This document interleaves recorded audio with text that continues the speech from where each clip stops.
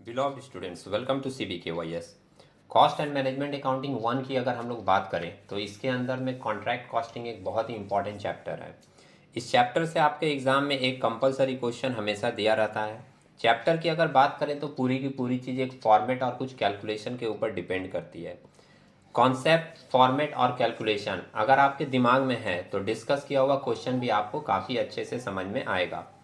अभी हम लोग एक क्वेश्चन डिस्कस करेंगे जो कि आपके कलकत्ता यूनिवर्सिटी के एग्ज़ाम 1996 में आया हुआ है। क्वेश्चन को एक बार रीड करेंगे। अगर क्वेश्चन आपको अच्छे से समझ में आ जाती है तो फिर पूरा का पूरा सॉल्यूशन भी आपको समझने में बहुत ज़्यादा प्रॉब्लम नहीं होगा। सम्स को देखें और उसके फिगर के साथ देखें, क्योंकि सम्स के सॉल्यूशन में कभी कभी कुछ कुछ बुक में मिसप्रिंट या कैलकुलेशन मिस्टेक भी होता है। तो अगर सम्स के फिगर को आप ध्यान से देखे रहेंगे तो कैलकुलेशन मिस्टेक या फिगर में अगर कुछ माइनर चेंजेस हुआ है तो उसमें क्या गलतियां हैं वो भी आपको समझ में आ जाएंगी। सराउंडिंग में आपको कुछ नॉइस भी मिल सकते हैं, हम लोग उसको अवॉइड करते हुए चलेंगे। तो क्वेश्चन है ये आपका 1996 का। फर्स्ट लाइन मेंशन कर रहा है the following information relate to a road contract for rupees 10 lakh. 10 lakh जो दिया हुआ स्टार्टिंग में कॉन्ट्रैक्ट प्राइस है। कॉन्ट्रैक्ट प्राइस की ज़रूरत हम लोगों को कुछ कैलकुलेशन में पड़ती है। फॉर्मूला वगैरह जिनके दिमाग में बहुत अच्छे से सेट है उनको ये पता है कि कॉन्ट्रैक्ट प्राइस हम लोग कहाँ पर यूज़ करते हैं। आगे देख रहे हैं और क्या क्या इन्फॉर्मेशन है। इन्फॉर्मेशन इस सम्स में 2 साल का दिया है, एक 1994 का और एक 1995 का।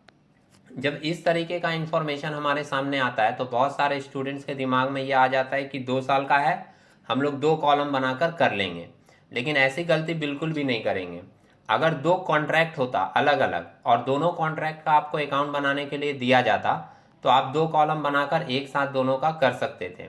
लेकिन अगर 2 साल दे दिया तो आप ऐसे बिल्कुल भी नहीं कर सकते कि दोनों साल का एक साथ बना लें, क्योंकि एक सिंपल सा लॉजिक है, आप सोचकर देख सकते हो कि जब एक साल का काम कंप्लीट हुआ होगा तब जाकर दूसरे साल का काम शुरू हुआ होगा। तो बनाने का तरीका भी सम्स आपका ऐसा ही रहेगा कि पहले आप 1994 का एक कंप्लीट अकाउंट बनाओगे और जब 1994 का कंप्लीट अकाउंट बन जाएगा तो फिर आप उसके बैलेंस वाले फिगर को लेकर 1995 का अकाउंट बनाओगे। मतलब इसमें आपको 2 अकाउंट बनाने होंगे। आप 2 अलग अलग सेपरेट अकाउंट भी बना सकते हैं या ऐसा भी कर सकते हैं कि एक ही बार 1994 का अकाउंट बनाना शुरू किए, जहां 1994 का अकाउंट कंप्लीट हुआ वहीं से 95 का अकाउंट स्टार्ट कर दिए। इस बुक में 2 अकाउंट 2 साल का सेपरेटली बनाया हुआ है, हम लोग सेपरेटली समझते हैं, इससे समझने में भी आपको ज़्यादा सुविधा होगी। अब देख लेते हैं कि आगे की इंफॉर्मेशन में क्या क्या दिए हुए हैं। मटेरियल इशूड दिया है, ये कॉस्ट है आपका, डायरेक्ट वेजेज कॉस्ट है, डायरेक्ट एक्सपेंसेस का कॉस्ट दिया और इनडायरेक्ट एक्सपेंसेस का कॉस्ट दिया है। वर्क सर्टिफाइड ये किसी किसी सम्स में नहीं लिखा रहता, निकालना पड़ता है, इसमें अच्छी बात है दे दिया। पहले साल वर्क सर्टिफाइड दिया 7,50,000 का और दूसरे साल वर्क सर्टिफाइड दिया है 10 लाख का। आप देख लीजिए आपका कॉन्ट्रैक्ट प्राइस 10 लाख का है। पहले साल अगर आप 7,50,000 का काम कंप्लीट कर देते हो तो फिर आपका 2.5 लाख का 2,50,000 का ही काम बच जाता है। तो 1995 में अगर बोला जाए तो दिखाया है इसमें कि 10 लाख का पूरा काम कंप्लीट हो गया, लेकिन रियल में 7,50,000 का काम 94 में ही कंप्लीट हो गया था। तो 1995 में सिर्फ 2,50,000 का बचा हुआ काम ही कंप्लीट हुआ होगा। तो हम लोग जब दिखाएंगे 1995 में वर्क सर्टिफाइड तो वहाँ पर हम लोग सिर्फ 2,50,000 ही शो करेंगे। वर्क नॉट सर्टिफाइड दिया हुआ है 8,000, वो 94 में ही सिर्फ दिया है, 95 में तो वर्क अनसर्टिफाइड होगा ही नहीं या वर्क नॉट सर्टिफाइड रहेगा ही नहीं, क्योंकि उस साल पूरा काम कंप्लीट हो गया है। इसके बाद मटेरियल एट साइट दिया है, ये मटेरियल एट साइट लास्ट में eight the end of the year बचा हुआ जो माल है वो दिखा रहा है, और प्लांट परचेज की वैल्यू दी हुई है। प्लांट हम लोग जो परचेज करते हैं या इंस्टॉल करते हैं वो जनरली डेबिट साइड में दिखाते हैं, और फिर उसमें से डेप्रिसिएशन माइनस करके जो बचा हुआ वैल्यू होता है प्लांट का वो हम लोग क्रेडिट साइड में शो करते हैं। कैश रिसीव फ्रॉम कॉन्ट्रैक्ट दिया है, पहले साल 6 लाख का और दूसरे साल 4 लाख का। 10 लाख का कॉन्ट्रैक्ट था, पहले साल आप 6 लाख पा लिए तो बचा हुआ अमाउंट आपको दूसरे साल मिल जाएगा जो कि दिया हुआ है 4 लाख का। लास्ट में एक पैराग्राफ बनाकर नीचे मेंशन कर रहा है the value of plant at the end of 1994 and 95 where 7,000 and 5,000 respectively. तो वैल्यू ऑफ प्लांट जो दी हुई है ये हम लोग जब अकाउंट बनाएंगे तो क्रेडिट साइड में by plant at site CD बोलकर दिखा देते हैं 94 का 7000 दिखा देंगे और 95 में 5000 दिखा देंगे। बनाने के लिए नीचे मेंशन कर रहा है prepare the contract account and the contractee account for the year 1994 and 1995 taken into consideration such profit for transfer to profit and loss account as you think proper. 94 और 95 दोनों का अकाउंट बनाना है, प्लस इसमें कॉन्ट्रैक्टी account भी बनाना है। बड़ा sums है, आराम से अगर आप इसको नोट करते हुए करोगे तो आपको ज़्यादा बेहतर समझ में आएगा। हम लोग पहले देख लेते हैं 1994 में किस तरीके से प्रिपरेशन की गई है। जनरली अकाउंट 3 फॉर्मेट में बनता है, मतलब एक ही अकाउंट के अंदर 3 पार्ट होते हैं। फर्स्ट पार्ट में हम लोग निकालते हैं cost to date, second part में हम लोग निकालते हैं नोशनल प्रॉफिट, थर्ड पार्ट में हम लोग नोशनल प्रॉफिट का डिस्ट्रीब्यूशन करते हैं कि नोशनल प्रॉफिट का कितना हिस्सा प्रॉफिट एंड लॉस अकाउंट में जाएगा और कितना हिस्सा रिजर्व में ट्रांसफर रहेगा। और 3 पार्ट में सम्स कंप्लीट होने के बाद चौथे पार्ट में जो भी सीडी बैलेंसेस होते हैं उसको हम लोग ब्रॉड डाउन करके दिखाते हैं, और ब्रॉड डाउन बैलेंसेस को दिखाने के बाद उसको टोटल नहीं किया जाता। ये एक बेसिक इन्फॉर्मेशन है, आप लोग ध्यान में रखेंगे। अब देख लेते हैं कि किस तरीके से कौन सा फिगर दिखाया गया। इन द बुक्स ऑफ ऊपर लिख दिए नॉर्मल जो भी फॉर्मेलिटीज ऊपर की होती है, contract account for the year ended 1994। Debit side में पहले सारे एक्सपेंसेस दिखाए जाते हैं, तो डेबिट में जो भी एक्सपेंसेस 1994 का है वो आप लोग दिखा दें। मटेरियल इशूड 3 लाख का हुआ था, डायरेक्ट वेजेस 2,30,000 का था, डायरेक्ट एक्सपेंसेस 22,000 की, इनडायरेक्ट एक्सपेंसेस 6,000 की, और प्लांट परचेज हुआ था 14,000 का। तो ये जितना भी एक्सपेंसेस था वो सारे के सारे डेबिट साइड में दिखा दिए गए। क्रेडिट साइड में बचा हुआ चीज़ दिखाते हैं, जैसे रिटर्न हुआ, एबनॉर्मल लॉस हुआ, इंश्योरेंस क्लेम रिसीव हुआ, ये सब कुछ दिखाते हैं। सम्स में ये सारी चीज़ें नहीं थी, सिर्फ मटेरियल कितना बचा है और प्लांट कितना बचा है वो दिखाया गया है। तो क्रेडिट साइड में हम लोग दिखा दे रहे हैं मटेरियल एट साइड CD 5,000 का दिया था सम्स में, आप देख सकते हैं यहाँ पर, और प्लांट एट साइड CD वो नीचे के पैराग्राफ में दिया था 7,000 का, तो यहाँ दिखा दिया by plant at side CD 7,000 का। इसके बाद हम लोग बाई बैलेंस CD करके निकालते हैं कॉस्ट टू डेट। ये जो बाई बैलेंस CD करके कॉस्ट टू डेट लिखा है 5,60,000, ये कैसे निकाला गया? डेबिट का हम लोग टोटल ऐड किए, जो कि टोटल ऐड करके आया है 5,72,000, और इस 5,72,000 से क्रेडिट का 5,000 और 7,000 माइनस किया गया, तब आपको बैलेंस मिल गया कितने का? 5,60,000 का, जिसको हम लोग नाम देते हैं कॉस्ट टू डेट। अब ये कॉस्ट टू डेट जो CD आया है फर्स्ट पार्ट में, इसको डेबिट साइड में ब्रॉड डाउन किया गया to cost to date BD 5,60,000। इसके बाद हम लोग क्रेडिट साइड में लिखते हैं बाई कॉन्ट्रैक्टी अकाउंट, वर्क सर्टिफाइड 7,50,000 का वर्क सर्टिफाइड हुआ था फर्स्ट ईयर, और वर्क अनसर्टिफाइड 8,000 का वर्क अनसर्टिफाइड हुआ था। ये दोनों फिगर सम्स में दी हुई थी। क्रेडिट साइड में ये 7,50,000 और प्लस 8,000 ऐड करके 7,58,000 आया, और इस 7,58,000 से हम लोग कॉस्ट टू डेट 5,60,000 माइनस कर देंगे। तो माइनस करने के बाद जो बैलेंस बचता है उसको हम लोग नाम देते हैं नोशनल प्रॉफिट, और ये नोशनल प्रॉफिट हम लोग दिखा दिए टू नोशनल प्रॉफिट CD बोलकर 1,98,000। टोटल कर दिए सेकेंड पार्ट का, जो कि आ रहा है 7,58,000। ये नोशनल प्रॉफिट CD जो आया इसको हम लोग फिर यहाँ क्रेडिट साइड में BD करते हैं बाई नोशनल प्रॉफिट BD 1,98,000, और इस थर्ड पार्ट में इसी नोशनल प्रॉफिट का डिस्ट्रीब्यूशन होता है। इसका कुछ पार्ट जाता है प्रॉफिट एंड लॉस अकाउंट में, और कुछ पार्ट हम लोग लिखते हैं to work in progress reserve for contingencies. Reserve for contingencies indicate करता है कि ये पैसा अभी भी रिजर्व में रहेगा, चूंकि कॉन्ट्रैक्ट कंप्लीट नहीं हुआ तो आगे हम लोगों को खर्चे की ज़रूरत हो सकती है, इसलिए ये पार्ट रिजर्व करके रखा गया है। लेकिन 1,98,000 में से जो to profit and loss account बोलकर 1,05,600 दिखाया गया और बैलेंस पैसा रिजर्व में रखा गया, यहाँ पर एक क्वेश्चन अराइज होता है कि ये 1,05,600 PL में कैसे ट्रांसफ़र हुआ। तो इसके लिए आप लोगों ने कुछ रूल्स पढ़े होंगे। ये PL में ट्रांसफ़र करना डिपेंड करता है कि कितना वर्क सर्टिफाइड हुआ। आपको सबसे पहले निकालना पड़ेगा कि इस साल कितना वर्क सर्टिफाइड हुआ है, वो एक परसेंटेज आएगी आपके सामने। उस परसेंटेज का बेस बनाकर हम लोग ट्रांसफ़र करते हैं कि प्रॉफिट एंड लॉस अकाउंट में कितना ट्रांसफ़र होगा। अगर आपका परसेंटेज 25% से अलग है तो उसके लिए एक अलग क्राइटेरिया है, 25% से 50% तक है तो उसके लिए अलग क्राइटेरिया है, 50% के ऊपर है तो उसके लिए अलग क्राइटेरिया है, और अगर वो परसेंटेज आपका 90% के ऊपर आता है तो उसके लिए एक अलग क्राइटेरिया है। तो सबसे पहले नोट में हम लोगों को निकाल के देखना पड़ेगा कि कितना % वर्क सर्टिफाइड हुआ है। वो एक बार आपको नोट में दिखा देते हैं, तो आपको ये इजीली समझ में आ जाएगा कि नोशनल प्रॉफिट 1,98,000 में से प्रॉफिट एंड लॉस अकाउंट में 1,05,600 कैसे ट्रांसफ़र किया गया है। ये हम लोग देख रहे हैं यहाँ पर आपको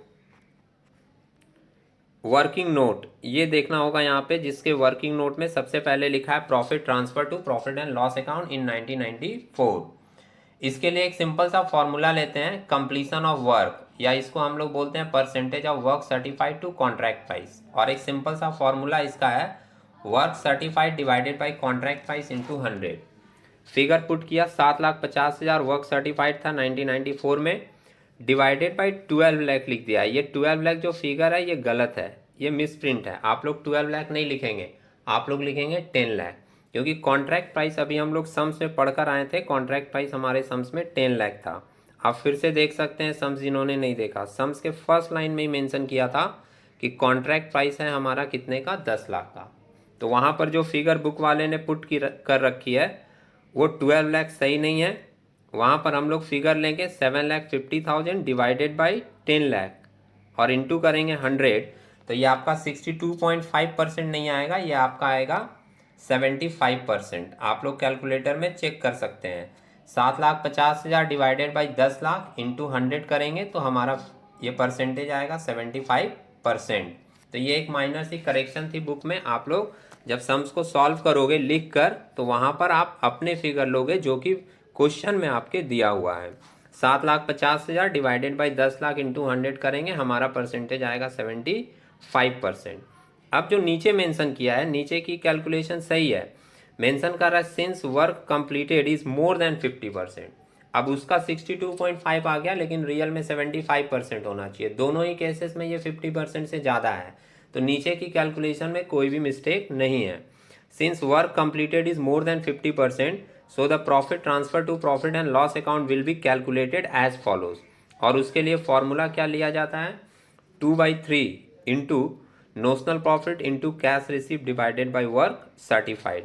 तो 2/3 हम लोग ले लिए, इंटू नोशनल प्रॉफिट अपना आया था 1,98,000, इंटू कैश रिसीव 1994 में हुआ था 6 लाख का, डिवाइडेड बाई कर रहे हैं वर्क सर्टिफाइड जो कि दिया हुआ है 7,50,000।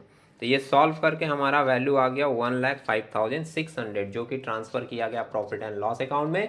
और पीएल में ट्रांसफ़र करने के बाद जितना बैलेंस बचेगा वो बैलेंस ट्रांसफ़र हो जाएगा work in progress reserve for contingencies में। सेकेंड वर्किंग आप देख सकते हो वर्क सर्टिफाइड इन 1995, जो कि हमने सम्स पढ़ने के समय ही आपको बता दिया था, total work certified minus work certified इन 1994। 10 लाख का टोटल वर्क सर्टिफाइड है, जिसमें 1994 में 7,50,000 का काम कंप्लीट हो चुका है। तो 95 में कितने का काम कंप्लीट हुआ होगा, 2,50,000 का। जब 95 का हम लोग बनाएंगे तो उसमें हम लोग वर्क सर्टिफाइड दिखाएंगे 2,50,000। तो वापस से आप इसको देख लीजिए, नोशनल प्रॉफिट आपका 1,98,000 था, जिसमें से पीएल में 1,05,600 गया, और बैलेंस मतलब 198 में से आप 105,600 माइनस करोगे तो बैलेंस आपका चला जाएगा work in progress reserve for contingency में 92,400। ये जो work in progress reserve for contingency CD है, इसको हम लोग अगले पार्ट में by work in progress reserve बोलकर बीडी कर देते हैं 92,400 का। और डेबिट साइड में भी कुछ बैलेंसेस ब्रॉट डाउन किए जाएंगे, जैसे वर्क अनसर्टिफाइड बीडी किया गया 8,000 का, मटेरियल बीडी किया गया 5,000 का जो क्लोजिंग में बचा था, यहाँ पर आप देख सकते हो एकदम ऊपर। प्लांट एट साइट सीडी बचा था आपका 7,000 का, वो भी यहाँ पर बीडी किया गया। मतलब जो नॉर्मल लेजर का रूल होता है कि ऊपर जितने भी सीडी बैलेंस आपको दिखे वो सारे के सारे आप यहाँ पर बीडी कर सकते हो। एक और बात है, अगर मान लो कोई बच्चा ये बोल रहा है कि हमारे सर ने दूसरे तरीके से कराया था, वहाँ पे कैलकुलेशन थोड़ी चेंज थी, तो उसमें भी वो कंफ्यूज ना हो। कहीं कहीं पर किसी किसी बुक में या कोई कोई टीचर इस तरीके से भी करते हैं, वर्क सर्टिफाइड जो यहाँ 7,50,000 दिया है ये भी बीडी में ब्रॉट डाउन करते हैं। लेकिन ध्यान रखिएगा, अगर ये वर्क सर्टिफाइड वाला आप ब्रॉट डाउन करोगे तो फिर 1995 में जब आप वर्क सर्टिफाइड दिखाओगे तो आपको फिर 2.5 लाख नहीं दिखाना होगा, वहाँ पर वर्क सर्टिफाइड आपको पूरा 10 लाख का दिखाना पड़ेगा। और अगर आप ये 7,50,000 को बीडी नहीं करते तो 1995 में जब हम लोग वर्क सर्टिफाइड दिखाएंगे तो वर्क सर्टिफाइड हम लोग पूरा 10 लाख नहीं दिखाकर ये दिखाएंगे कि 10 लाख में से 7.5 लाख का पहले हो चुका था। तो इस साल 95 में सिर्फ 2.5 लाख का ही वर्क सर्टिफाइड हुआ है।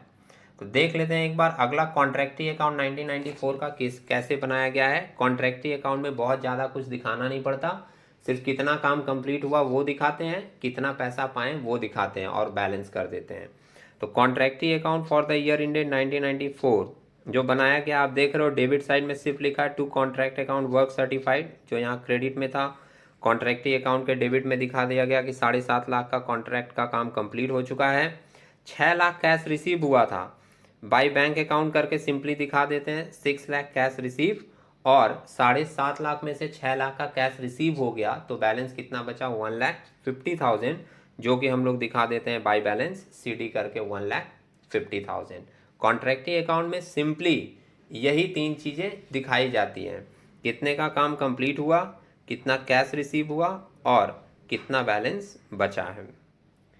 नेक्स्ट हम लोग देख लेते हैं 1995 का अकाउंट किस तरीके से बनाया गया है। तो बनाने की पूरी प्रोसेसिंग सेम रहेगी। बैलेंस पहले हम लोग कोई भी अकाउंट बनाते हैं, पुराना बैलेंस होता है तो उसको ब्रॉट डाउन करते हैं। डेबिट साइड में आप देख रहे हो अनसर्टिफाइड बीडी किया गया 8,000 का, ओपनिंग मटेरियल एट साइट 5,000 की, ओपनिंग प्लांट एट साइट 7,000 की। ये जो बैलेंस ब्रॉट डाउन होकर आया था 1994 का, वही बैलेंस पहले 95 के शुरू में दिखाया जाएगा। ये एक बेसिक कैलकुलेशन है, आप भी जानते हैं लेजर अकाउंट बनाने के समय जो भी बैलेंस पहले से दिए होते हैं हम लोग उसको पहले दिखाते हैं, उसके बाद आगे की कैलकुलेशन शुरू होती है। क्रेडिट साइड में भी एक बैलेंस था वर्क इन प्रोग्रेस रिजर्व बोलकर 92,400 का दिखा दिए।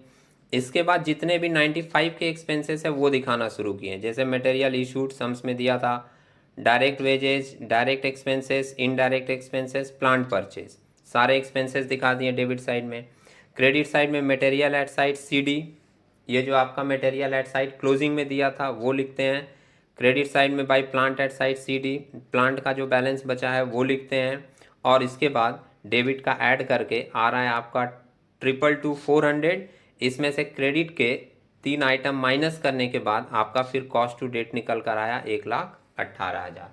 तो ये जो कॉस्ट टू डेट निकल कर आया 1,18,000 1995 में, इसको हम लोग अगले पार्ट में ब्रॉट डाउन किए to balance BD cost to date 1,18,000। इस साल काम आपका पूरा कंप्लीट हो गया तो बाई कॉन्ट्रैक्टी अकाउंट दिखा दिए वर्क सर्टिफाइड 2.5 लाख का। ये लाइन मैं फिर से रिपीट करता हूँ, अगर आप डेबिट साइड में वो 7.5 लाख का बैलेंस ब्रॉट डाउन दिखाते, वर्क सर्टिफाइड वाला लास्ट ईयर का डेबिट साइड में ब्रॉट डाउन दिखाते, तो आपको यहाँ पे वर्क सर्टिफाइड पूरा 10 लाख दिखाना होता। और अगर आप वो 7.5 लाख का बैलेंस डेबिट साइड में ब्रॉट डाउन नहीं दिखाते हो तो यहाँ पर आप सिर्फ 2.5 लाख दिखाओगे, जितना 1995 में काम कंप्लीट हुआ है। 2,50,000 का वर्क सर्टिफाइड हुआ, 1,18,000 हमारा कॉस्ट टू डेट था। तो माइनस करने के बाद 250 में 1,18,000 माइनस करके बैलेंस ट्रांसफर कर दिया गया प्रॉफिट एंड लॉस अकाउंट में 1,32,000। यहाँ पर एक क्वेश्चन फिर अराइज होगा कि ये जो प्रॉफिट आता था इसको हम लोग लिखते थे नोशनल प्रॉफिट, लेकिन यहाँ पर नोशनल प्रॉफिट नहीं लिखा गया, just only because of the fact आप सोच सकते हैं कि इस साल हमारा काम कंप्लीट हो गया। तो काम अगर कंप्लीट हो गया तो अब हमारा कोई भी नोशनल प्रॉफिट नहीं है, जो भी प्रॉफिट हुआ है वो हमारा एक्चुअल प्रॉफिट है। और अगर एक्चुअल प्रॉफिट है तो उसको हम लोग directly profit and loss account में ट्रांसफर कर देते हैं। नोशनल प्रॉफिट इसलिए लिखा जाता है कि उस साल तक मेरा काम कंप्लीट नहीं हुआ है, तो हम लोग उस प्रॉफिट को एक्चुअल प्रॉफिट का नाम नहीं दे सकते, वो माना हुआ एज्यूम किया हुआ प्रॉफिट ही रहेगा।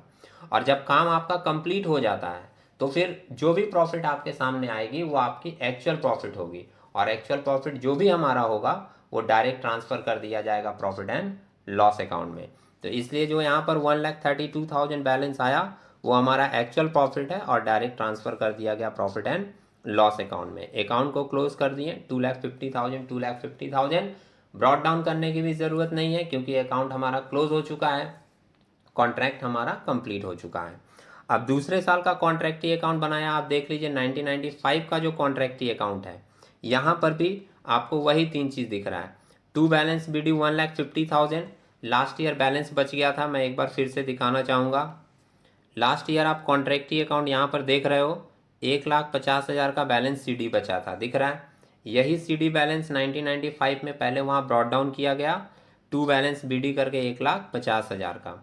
इसके बाद by bank account cash receive हुआ था 4 लाख का, और to contract account work certified इस साल का काम कंप्लीट हुआ है 2,50,000 का। टोटल किए, कॉन्ट्रैक्टी अकाउंट मैच कर गया।